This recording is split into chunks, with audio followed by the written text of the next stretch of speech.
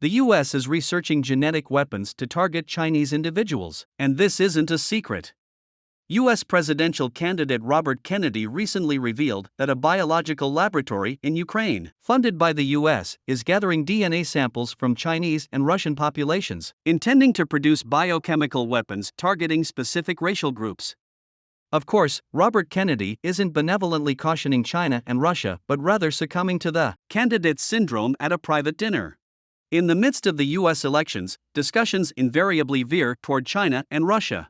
During the event, Robert Kennedy launched various conspiracy theories, claiming that the COVID-19 virus is a genetic weapon against white and black people, arguing that its impact on Chinese and Jewish populations is minimal.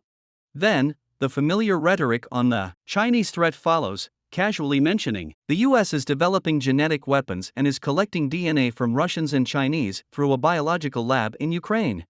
In reality, biochemical attacks have never ceased. China, having enjoyed prolonged peace, seems to have forgotten the bioattacks it once endured and has lost sensitivity to genetic weapons.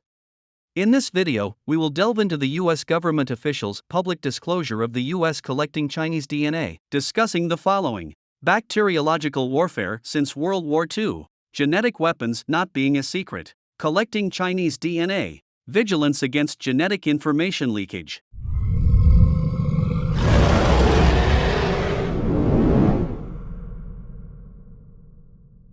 While many know that the Japanese military conducted biological weapon experiments on living Chinese individuals during World War II, few are aware that Japan initiated a comprehensive bacteriological warfare campaign against China during its invasion. Bacteriological warfare was a significant component of Japan's invasion of China, causing immense suffering for the Chinese people.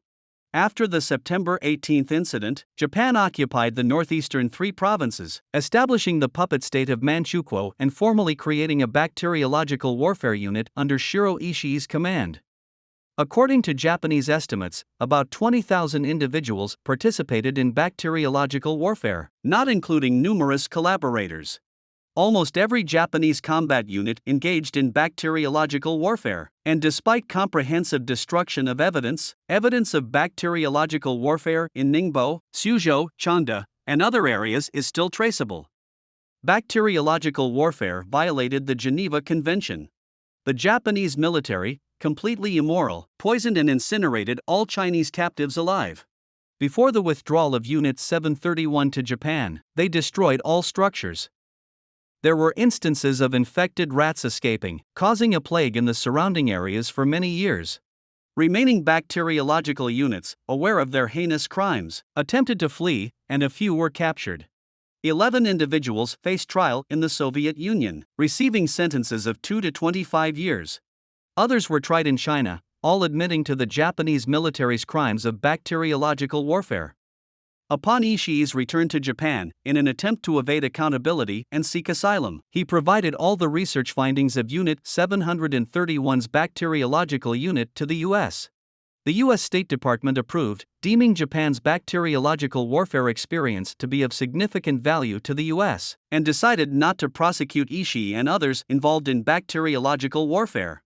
Consequently, all members of Unit 731 were exempted and released.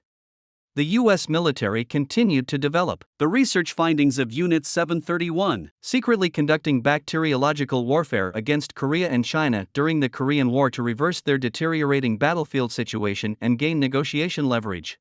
China was compelled to initiate a nationwide anti-bacteriological warfare campaign, including the practice of drinking boiled water, which remains a habit unique to Chinese people until today, a measure against bacteriological warfare.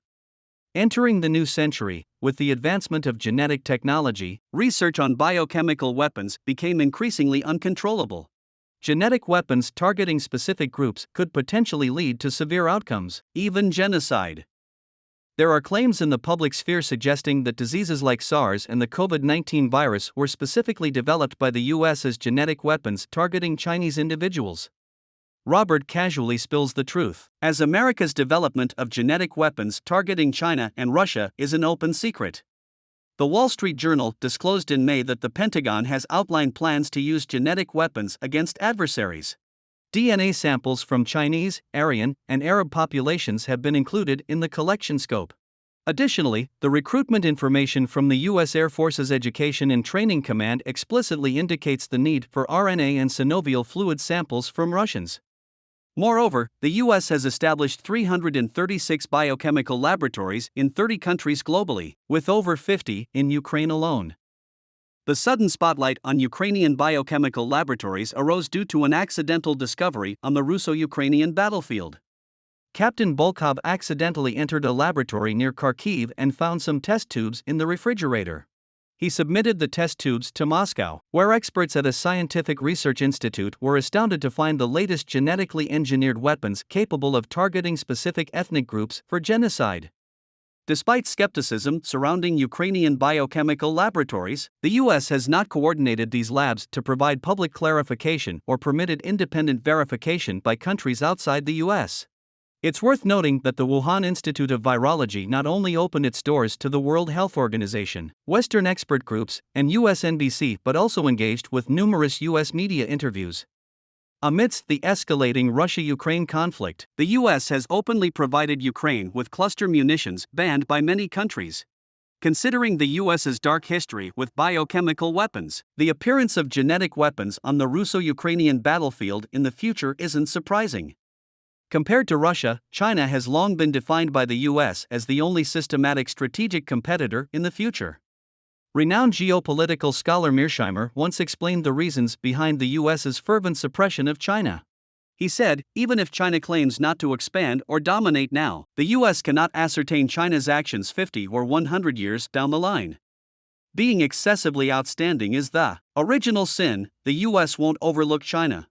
When conventional warfare no longer guarantees victory, the US will inevitably take risks, just like during the Korean War. Genocide against the Chinese population is something the US is constantly contemplating and has been doing. Collecting DNA from Chinese individuals doesn't necessarily require Ukrainian laboratories. It can effectively be accomplished within the US. Recently, there were social media shares about Chinese compatriots voluntarily donating blood in the US, but with a condition: all 3 generations must be Chinese. This surprised compatriots, as blood donation in China is straightforward without such requirements. On second thought, it's terrifying. Newly arrived Chinese individuals in the US represent the ideal DNA samples for collection, given their genes are still relatively pure, closest to the original state of Chinese people. Genetic weapons don't consider nationality, wealth, only the Chinese genetic chain flowing in their blood. Human experiments on minority ethnic groups are commonplace in the US. Besides, media attention is always selective. As long as the upper echelons of American society maintain silence, this matter can remain concealed indefinitely. Moreover, the status of Chinese individuals isn't high in the US, and there's a reason for that. Despite having wealth, they lack unity, power, resistance, and tend to self-reflect more. How ideal as lambs to the slaughter? Their future might not be luckier than the Native Americans. In June this year, 26 institutions, including Fudan University, jointly released the Pangenome Reference Map of Chinese populations comprising 36 ethnic groups, and published their research findings in the prestigious journal Nature. The map revealed previously undisclosed core genetic sequences of Chinese populations, encompassing around 5 million base pairs, 34,000 structural variations, and at least 1,367 protein coding genes.